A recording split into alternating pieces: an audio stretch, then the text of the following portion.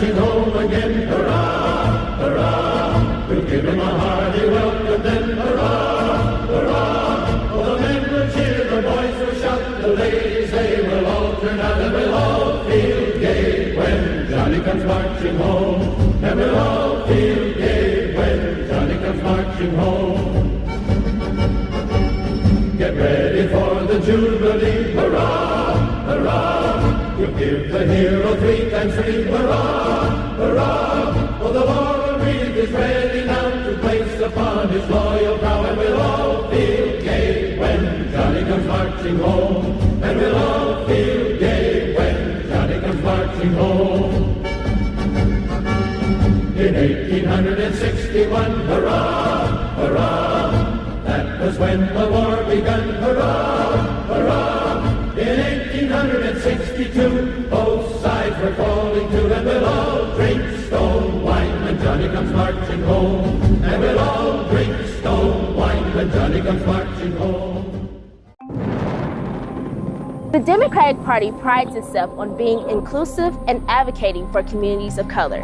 But there was a time when racism was at the center of its policies.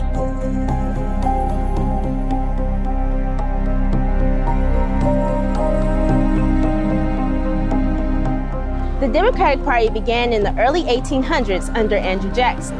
It was founded on the belief that democracy should be for all men, not just the elites and landowners. Well, all white men, that is. The party was more than happy for slavery to continue, and it treated Native Americans with brutal contempt. As president, Jackson enforced one of the cruelest policies in American history when he signed the Indian Removal Act into law.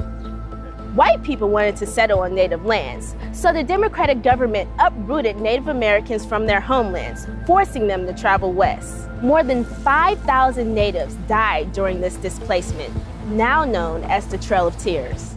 By the mid-1800s, a rift in the party emerged over a simple question: should the United States extend slavery to the Western territories? This issue broke the party into 2 groups: the Southern Democrats, who wanted to expand slavery, and the Northern Democrats, who said the states should decide.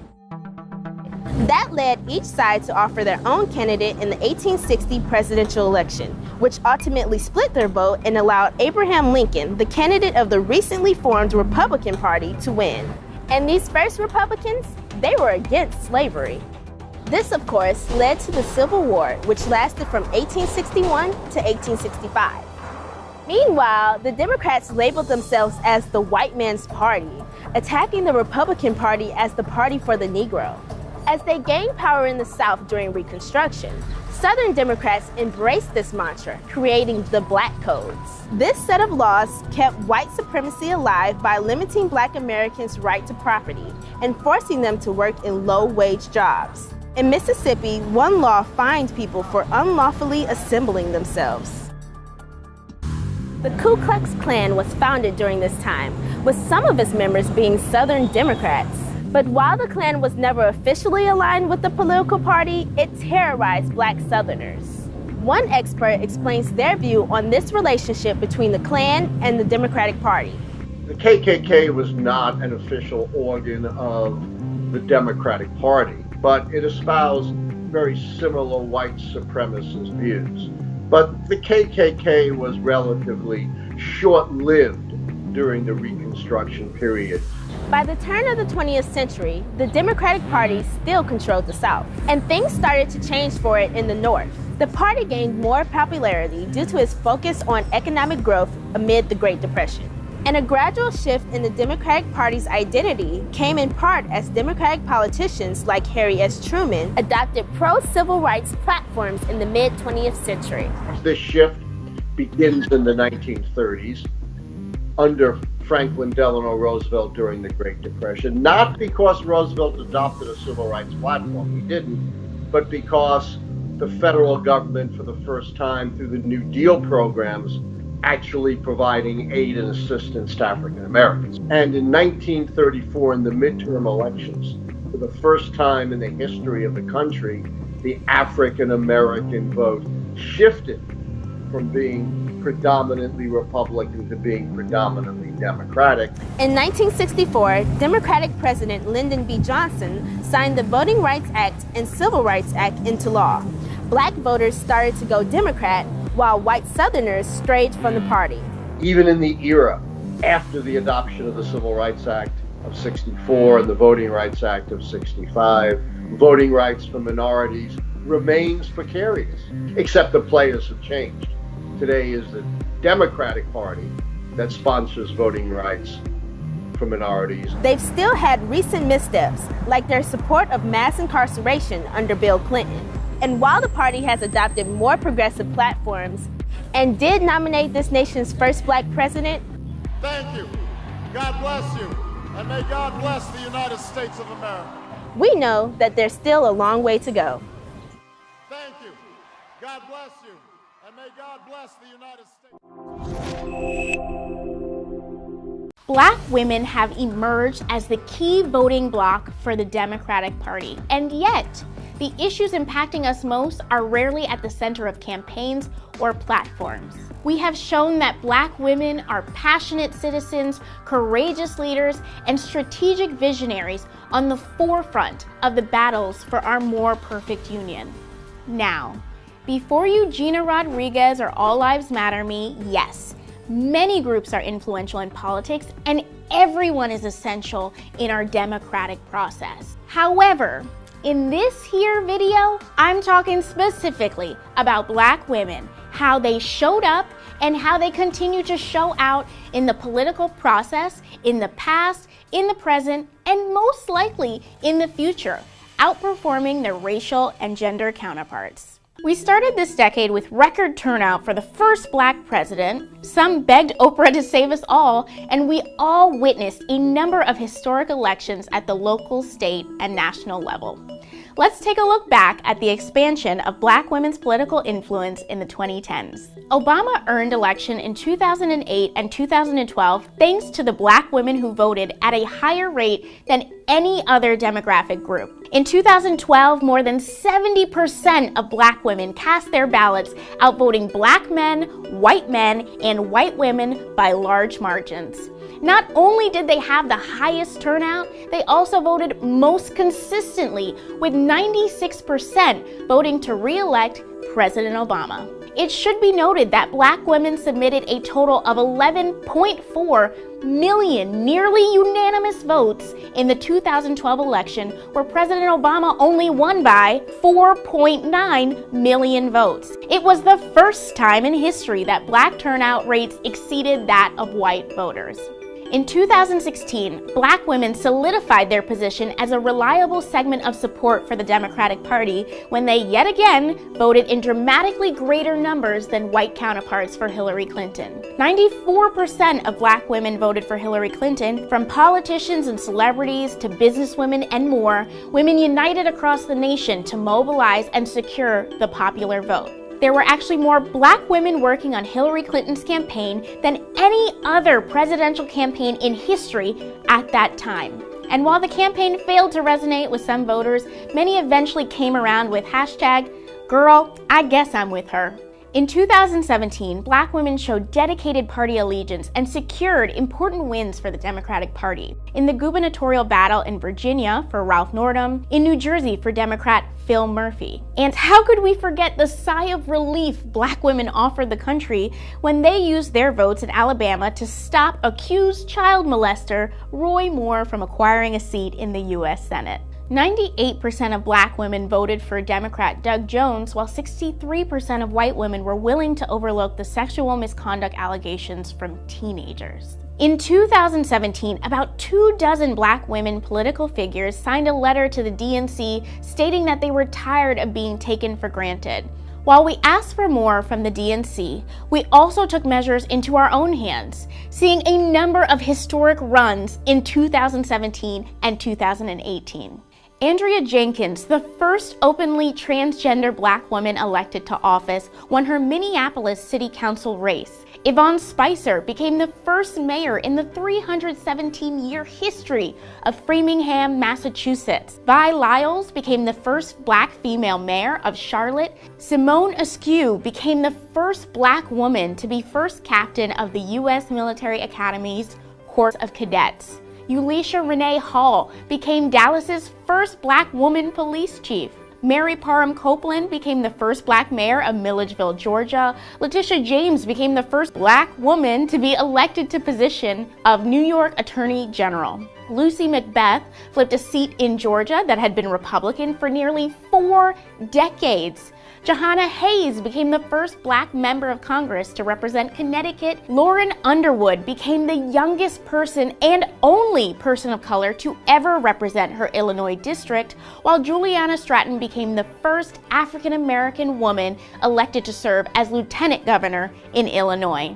Ayanna Pressley overthrew a 10-term Democratic incumbent and became the first Black member of Congress to represent Massachusetts, while Rachel Rollins became Massachusetts' first Black district attorney. Ilhan Omar became the first Somali American woman in Congress. And in Houston, a group of 19 Black women dubbed Harris County Black Girl Magic all won election to judgeships in Texas. Fortunately, the list goes on.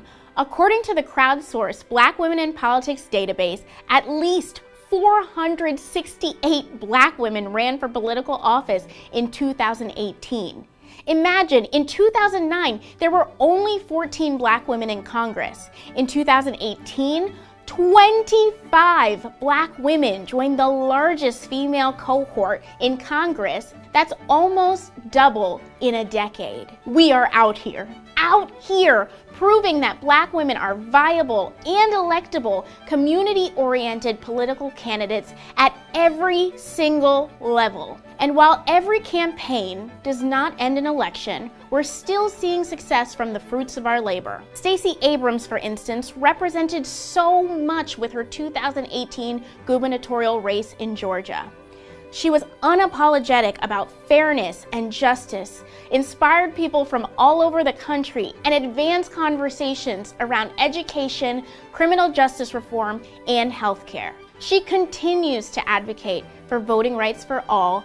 Black women are using their voices, moving the needle forward on everything from reproductive rights to impeachment, drawing attention to the issues that matter most to us. Our involvement in the political process has led to national attention with hashtags like #TrustBlackWomen and #BlackWomenVote. We are standing on the shoulders of Fannie Lou Hamer, Shirley Chisholm, Anita Hill, and the countless unnamed Black women who paved the way in the suffrage fight, in the civil rights movement, and in our homes. There's no time or space for ambiguity about where we stand, because when our democracy falls, it impacts the most vulnerable first, and we know that we're not going to be exempt. We demand our party reflect and prioritize those who sow into it. We need for specific and intentional initiatives from the Democratic Party that will benefit everyone, but will be overwhelmingly felt by the African American community. Forget the obligatory shout-outs during debates and congratulatory tweets when we win. We demand meaningful action now. When Black women are 3 to 4 times more likely to die in connection with childbirth in America, when the sons of Black women will die because of gun violence more than any other cause of death, when Black women make 61 cents on the dollar as compared to all women who tragically make 80 cents on the dollar, the question has to be, where you been and what are you gonna do? We routinely accomplish the seemingly impossible for you by unseating incumbents, turning longtime red states blue, and electing and then re-electing the first Black president.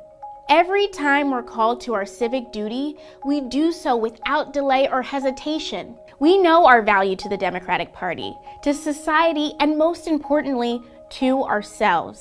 So I ask you, what's your excuse? What's going on, everybody? Safar Sadek here. It being the 1st of August on this here Sunday, hot Sunday afternoon. And I'm sure y'all already know the name of this video is the Second Civil War. Well, before I came on here, I gave you some history, you know, on some things that have led up to the reason there's going to be a second Civil War. And I mean, do I really have to go into it, even though I'm going to here in a little bit later? But you see who the major player, I ain't gonna say players, because one is just responding to the one that's, you know, all out front and loud and boisterous and everything. Yeah, the other side is just a response to that. All right, without further ado, let's get up in here because I got a little bit of shit to cover for y'all. Let's go to 2nd Esdras chapter 15, and I'm going to read verses 16 through 19. Now, most of this is going to be out of the what's known as the Apocrypha. If you're not familiar with it, get familiar with it. You're going to be over here on this channel and everything. Your ass going to have to be learned, as it is pronounced in certain circles. You ain't going to just be, you know, exposed to the Catholic canonized 66 books King James Bible, which ain't nothing wrong with it other than some deliberate mistranslations here and there and everywhere else, but it's incomplete. So you come on here, you're gonna get the full story, not just a portion of it. All right, let's do this. For there shall be sedition. Wait a minute, ain't that what started the first Civil War? If my history serves correct, I believe it is. For there shall be sedition, which is anarchy, among men, and invading one another. Yep, this is getting ready to be the new norm. They shall not regard their kings nor princes, in other words, the presidents or politicians, none of them motherfuckers. And the course of their actions, the rebellion, shall stand in the people's power. So when this shit turn up, these damn government officials ain't gonna be able to stop this shit. Not here in the United States, they ain't, because this motherfucker's slated to be totally destroyed. This bitch is going down for the count. I hear a lot of you YouTube content creators coming here talking about, yeah, you know, the effects of this pandemic has caused economic damage that can last for the next 3 to 5 years. Fuck that.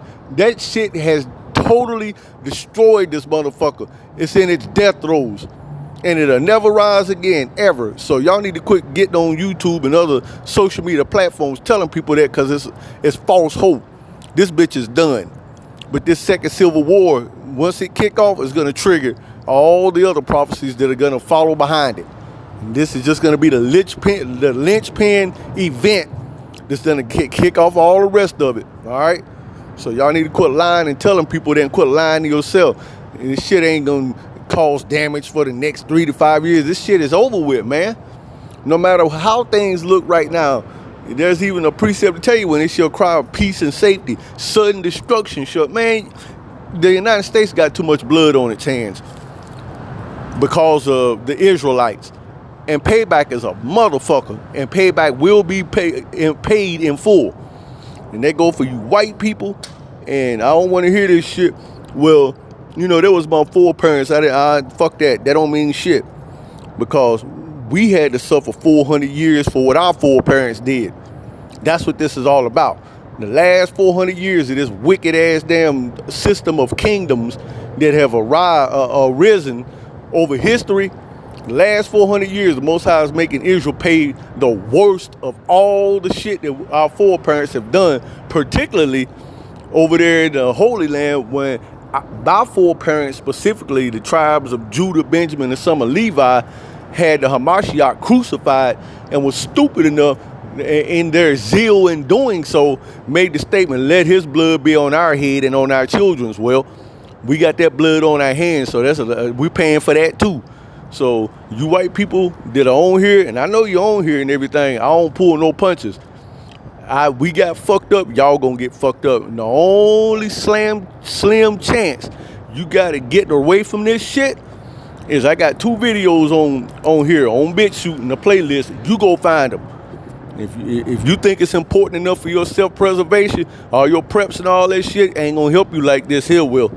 One is called Get Out of Hell Free Card. The other one is called Enter the Vortex. And you get finished watching this, you go get your ass back through there and watch both of them. That's your only chance. That's your only hope. Good times Jesus ain't gonna help y'all. That's been proven over and over and over again, excuse me. So, yeah, that's that. So don't think I'm trying to, when I'm doing this video, I'm leaning towards one side of the scriptures is calling everybody's asses out. We're guilty of the blood of Hamashiach, and you motherfuckers are guilty of the blood of us. So both parties are in trouble. So y'all better get your shit together and find out all the proper information you can find and govern yourselves accordingly, or it don't matter what you do, you going down for eternity. It ain't gonna be just go down to that, during that damn second Civil War, you're gonna be going down over and over and over again in hell. Now, I don't think you want to go through that. Ain't nobody on this planet that fucking hard, I'm trying to tell you. All right, let's move on. Verse 17. A man shall desire to go into a city and shall not be able. Well, that's fucking common sense.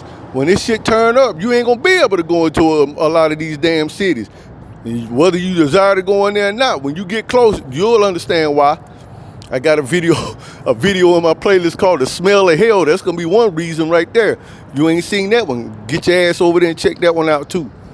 All right, verse 18. For because of their gay women's pride, like that stupid ass nigga bitch on the last part of that presentation before I came on here, shit like that right there. You see it on a flag. For because of their gay women's pride, the city shall be troubled, the houses shall be destroyed, and men shall be afraid. Yep, men and bitches. A man shall have no pity upon his neighbor, but shall destroy their houses with the sword, which is synonymous with various weapons, and steal their goods, resources, because of lack of bread, these plant, food, and water shortages, and for great tribulation. That's 2 Ezra chapter 15, verses 16 through 19. So the second Civil War is going to trigger all that and all the other shit. All the Babylon, Egypt, America's enemies are going to really get bold when this shit start pumping here within the next few weeks. They going to start attacking. And don't forget about these damn meteorites that are heading towards this motherfucker, gunning for this bitch that they ain't telling y'all about. Which is why they asses plant this shit the way they did and go take off and run on recess and everything. These motherfuckers know what's coming. They gonna let all this shit happen at once, and they ain't gonna lift a foot to help none of you motherfuckers. All right. Let's go to 2 Ezra 16, 70 through 73. And I covered this in my last video. We're going to go back in it again because this works in tandem with the precept I just read. For there shall be in every place and in the next cities a great insurrection or civil unrest, or in this case, civil war upon those that fear the Most High, which are the Israelites. So you see anybody putting videos up on YouTube or anywhere else when they throwing maps up talking about, well, these states right here are more likely to see more eviction moratoriums carried out, and fuck that. That's all wishful thinking. Fuck that shit. This shit's gonna happen everywhere. The Most High's got a list of niggas and white people and whoever else. This judgment's already done been passed on your ass. So I don't give a fuck if it's a red state, blue state, pink state, fucking rainbow state. It don't matter. All 50 states got motherfuckers in there. The judgment's done been passed, and it's gonna be carried out efficiently. So fuck all that. And here's your proof right here. Verse 71. They, Esau, Edomites, so-called white people, shall be like madmen, sparing none, but still spoiling and destroying those that fear the Most High. The Israelites, well, why?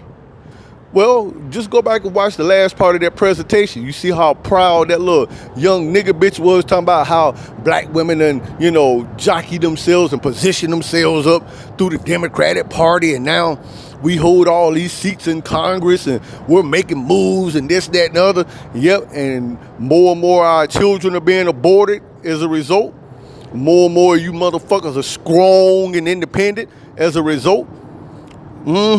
And more you motherfuckers are, just shitting all over your own people, specifically us black men. Yeah, you don't really, care too much about Pookie and Ray Ray. You already got them under control. It's us that you had war with. making comments like, we turned out better than our counterparts and white people and this, that, and the other. That don't mean shit. Because guess what? You all this pride and you boasting about all this shit, when a lot of these damn Edomites get kicked out too, because a lot of them behind on their rent and everything, guess who they gonna take their damn frustration out on? All that fucking pride.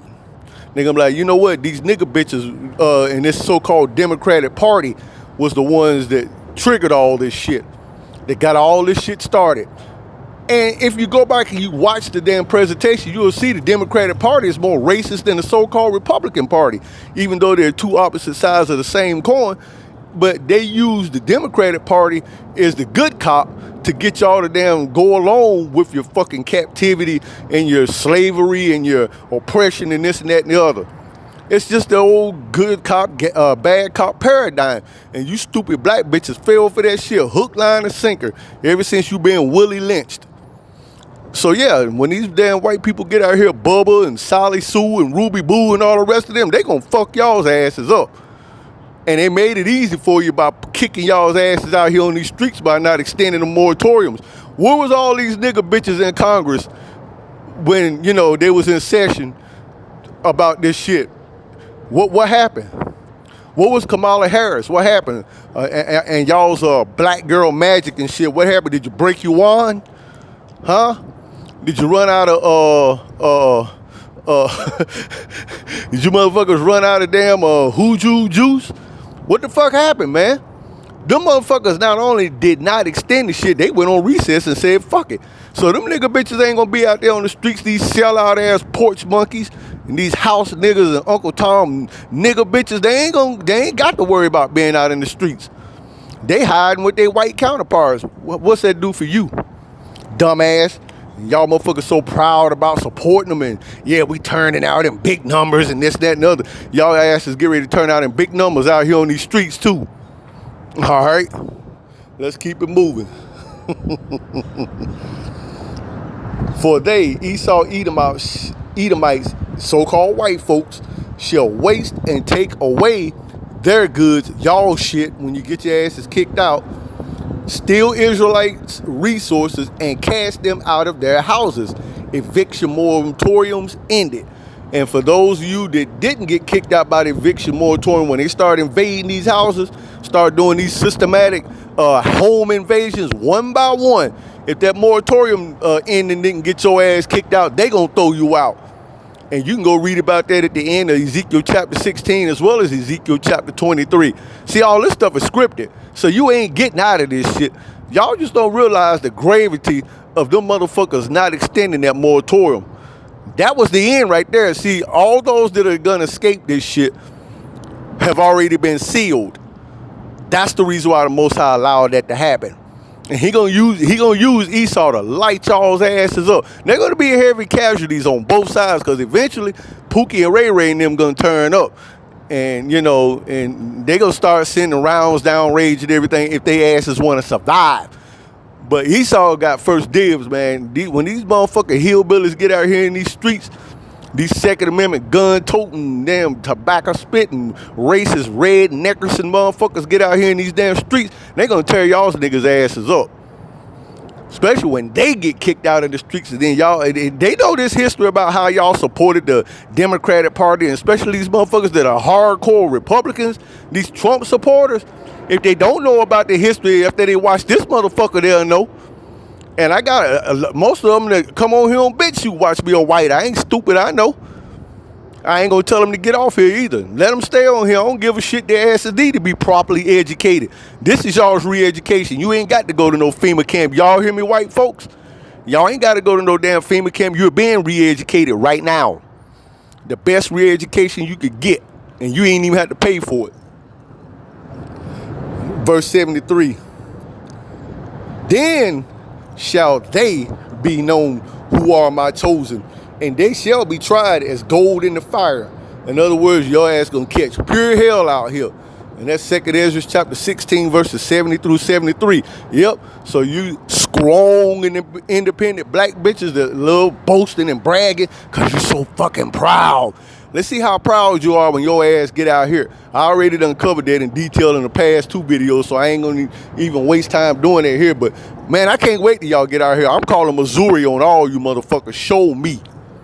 All right, let's move on. Let's look at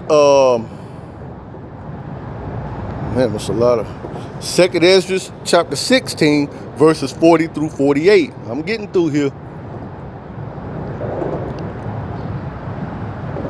Oh, my people, Israelites, hear my word. You hear that nigga bitch? Shut your fucking mouth and listen. You might be able to save your ass. Make you ready to die battle. In other words, the struggles you fitting to go through, because they are many. And in those evils, be even as pilgrims, which today are known as nomads, wanderers, homeless upon the earth. That's why the Most High allowed these eviction moratoriums to get canceled, to get y'all's asses out here. Because it's time for us as a people to be delivered out of this hellhole. We did our 400 years. And some of you heathen, and some of you Edomites and whoever else, some of y'all going with us too, like it or not, kicking and screaming. It don't matter. This bitch going down. It will not, a fucking fly won't be able to inhabit this part of the world after all this hell get finished subsiding. So y'all might, you know, be like, man, fuck that. I ain't going nowhere. I love the good old USA. When half this bitch is under the damn ocean, the other half ain't nothing but a damn nuclear wasteland, you'll get your ass up and move. If the Most High have decided that you're going to be one of the ones that come over there into the wilderness of the people with us, you getting your ass over there, whether you like it or not. And you better like it, because you ain't going to like how this motherfucker going to turn out. So, in order for that to happen, y'all need to get that practice in. That's why he kicking y'all, having y'all's asses kicked out here in these damn streets and shit, so you can get that practice in. That's what this is all about. Verse 41. He that selleth, let him be as he that fleeth away. And he that buyeth as one that will not lose. Fuck starting internet businesses and all that, thinking you're going to try to, you know, stop this shit from happening. You ain't going to stop shit except being wicked and living the life that you are used to. That's the only thing you fitting to stop, because he's sick of this shit. Verse 42, he that occupieth merchandise as he that hath no profit by it, because you ain't going to get no profit from it. And he that buildeth as he that shall not dwell therein. Your ass ain't gonna be in there. 43, he that soweth as if he should not reap. You ain't. So also he that planteth the vineyard as he that shall not gather the grapes. Don't y'all know that the government is paying farmers a whole lot of money? Some of them, they're even paying their damn loans off to the banks that they get every year to get their damn seeds and shit. They're paying all that shit off and telling them, anything you got out there, get rid of it. You don't need it. Just like they did last year in 2020, they doing it all over again. Plant food shortage. We're in a Jubilee cycle right now. Ain't supposed to be no growing and sowing and reaping no way. Look at Jeremiah 50 and 16 on that. Yep. And he using these damn elites and all these other motherfuckers to carry these orders out. Because y'all niggas are hard-headed. He told y'all to do it, you wouldn't do it. So he got a group of people that will do it. Even though they think it's their idea, that's what they supposed to think. That's how you get motherfuckers to do shit, make them think it was their idea. Verse 44, they that marry as they that should get no children, and they that marry not as the widowers. You ain't got no business getting married or having kids now, no way. Fucking crazy. Verse 45, and therefore they that labor, all of y'all that's working now that went back to work, labor or work in vain. It ain't gonna amount to nothing. What money you making, you better take that shit and get prepared as best you can and get prepared to start going on the move, because that's what you're going to be doing. Like it or not, your ass fitting to move or get moved. Verse 46, for strangers, evictees, opportunists shall reap their fruits and spoil their goods, overthrow their houses, take away and take their children captives, for in captivity and famine shall they get children. And you motherfuckers that are pregnant or got kids now, when this shit really start ramping up, all these motherfuckers that got kicked out gonna form gangs. These prisoners that's being released, I got a video on here called Esau's Other Army. They're gonna be forming gangs. All these other motherfuckers, Esau and them gonna be forming gangs. They're gonna be going through these houses. They're gonna be stealing dudes, bitches, and kids. They're gonna be snatching y'all's asses up off the streets. It's gonna be easier for them to do it that way. So this shit finna get crazy, man. Verse 47. and they that occupy their merchandise for robbery. In other words, price gouging. And a lot of that's going on, but it's getting ready to get worse here in the coming weeks. Watch. The more they deck or beautify their cities, their houses, their possessions, and their own persons, the more will I be angry with them for their sins, saith the Most High, Ahiah. And that's 2 Ezra chapter 16, verses 40 through 48. So all these cities out here, you see them planting flowers and, pressure washing the sidewalks and washing the windows on the buildings and all this other shit. Those cities are going to be hit the hardest by all this shit than other places. So if you live in a city and a lot of that shit's going on, you better get your ass the fuck up out of there. If you live in a major metropolitan area, you better get your ass the fuck up out of there, because it's about to get live. All right, let's move on. Let's look at 2 Ezra chapter 6, verse 24. At that time shall friends fight one against another like enemies, just like in the first Civil War. They called it the war brother against brother. Well, this was going to be brother against brother, friend against friend, woman against man, children against adults, faggots against heterosexuals, and cats against dogs, birds against damn cats. It's going to be hell, man. It's going to be hell. And the earth shall stand in fear with those that dwell therein. The springs of the fountain shall stand still, and in 3 hours they shall not run. That's 2 Ezra chapter 6, verse 24. I got a video on here called Water by Measure or something to that effect on the last part of that. You go look at the video, and I explain it in detail. All right, let's keep going. Let's look at 2 Kings chapter 6, verses 26 through 27. See, history does have a tendency to repeat itself, but it's rhyming like a motherfucker this time around.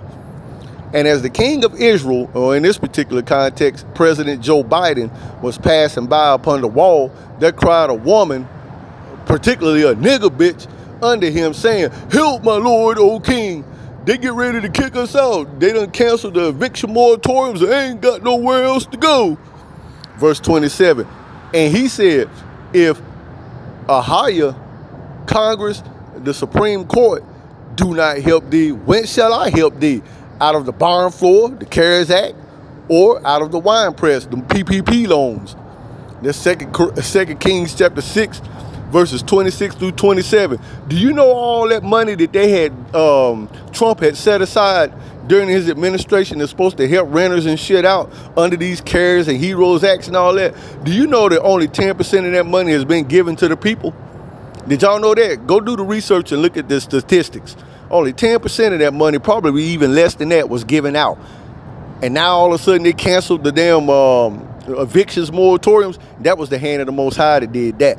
He get ready to get y'all's asses on the move, because you done got lazy, you done got complacent, you done laid up for about a year believing some bullshit that ain't real. Now they talk about a damn Delta variant. If that was true, do you honestly think they would have canceled them eviction moratoriums if this shit was a real public health threat? No, it's not. That's why they did that. The only Delta variant is in the vaccination, jackasses. So if you took that shit, you just played right into their hands, and you still gonna get your ass kicked out. Watch and see. Let's look at I'm almost done. Let's look at Lamentations chapter 4, verses 17 through 18. As for us, you dolsters, I had a acquaintance of mine. Her name was Florence from New York. And she used to use this term, people living on the dole, D-O-L-E. And I used to wonder, what the hell is she talking about?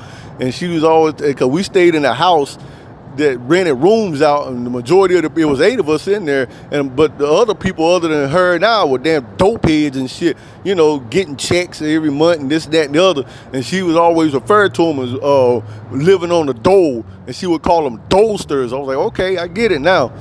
Well, that's who's making this statement right here primarily. As for us dolsters, specifically the nigger bitches, our eyes as yet failed for our vain help. Yep, Joe Biden said Congress and the Supreme Court didn't help you, then ain't shit I can do for you. They went on recess, fuck y'all. In our watching, we have watched for a nation that could not save us. Yep, Edomites didn't save y'all's asses this time. Hell no. Cause see, this is the shaking of the hand of the Most High in this bitch. Pursuant to Isaiah chapter 19. This is his doings. They hunt our steps, that we cannot go in our streets. Our end is near, our days are fulfilled, our end is come. That's Lamentations chapter 4, verses 17 through 18. The only thing about that is, you're going out into your streets. Why? Because you ain't got no choice. You ain't going home to move back in with mama again. Hell no, she had enough of your ass from last year when this shit first started. And Aunt Sue and Aunt Betty and Uncle John and Grandpa and your sister, your brother, nah, they sick of y'all's ass and your little badass kids you can't control. Y'all not fitting to move back in with family members. A lot of their asses get ready to get kicked out too. Gonna be riding around in their cars and up under these bridges and tunnels and wherever the fuck else they can, city parks, national parks, whatever. And all this moving back in, them days are over with. Most High got this thing fixed. A whole lot of y'all's asses fitting to get put out here in these damn streets. And the ones of you that don't, your shit get ready to get busted up in and you're gonna get thrown out that damn way. So this shit here just triggered a whole myriad of damn events that are about to happen. All right, hell, I'm done. Last precept, 1 Peter chapter 4, verse 17 through 18. For the time is come that judgment must begin at the house of Ahiah. In other words, with us Israelites, that's what this shit's all about. Freeing us like he had to do from Pharaoh in ancient Egypt. And if it first began at us, what shall be the end of them that obey not the gospel of Ahiah? That's talking about you 2/3 niggas that don't want to listen, ready for shit to go back to damn normal, and the rest of you fucking heathens. Y'all better go watch them 2 videos that I told you. Enter the vortex and get out of hell free card, and you better damn do everything you can diligently therein. You better get a notebook and fill that bitch up front and back pages all the way from the front cover to the back cover. Study that shit like you studying for a college exam and get your ass out and do everything that I talk about in there. Because this motherfuckers out here doing that shit, they good, they straight. They straight. And see, when I be talking about white people, I ain't talking about all of y'all. Y'all know who the fuck I'm talking about. Just like when I be talking about nigga bitches, I ain't talking about, y'all know who the fuck I'm talking about. Don't play stupid with me. You know who the fuck you are. Verse 18, and if the righteous or the Israelites scarcely or barely be saved out of this shit, where shall the ungodly and the sinner or the Edomites and other nations appear? You know where they're going to appear? At that great white throne judgment after they done been in hell for God knows how long, only to get cast into the lake of fire. That's where the fuck they ass going to appear. That's 1 Peter chapter 4, verses 17 through 18. So this is, just go back and, study a history on the previous Civil War. Look at the presentations that I showed you. And based on what has happened in recent history, put it all together and you got the perfect damn recipe for why all this shit fitting to pop off. Yep. And nigga bitches are gonna be in the damn gun sights of most of these damn rednecks too. Y'all wanted to vote Democrat and support Democrat, and then you ain't had no business getting involved in none of that shit. No way. These damn white people didn't want you involved in that shit no damn way, to be honest with you. But they figure, hell, well, since they want to support us, as long as they do it, abort most of their damn kids, get rid of their man and everything, if they do that, of course we'll let them come up in here. We ain't gonna let them go but so far, but yeah, we'll let them come on up in here. But see, y'all too damn stupid to see, the fucking trap for the bait. Because that's just how damn proud y'all are. Well, let's see how proud you are when your ass end up out here. I'm waiting. Other niggas are waiting too. I done seen a few hovering around and shit. That ain't shit. A couple of weeks from now, I'm gonna start taking video. Fuck that. All right, y'all, I'm done. Peace.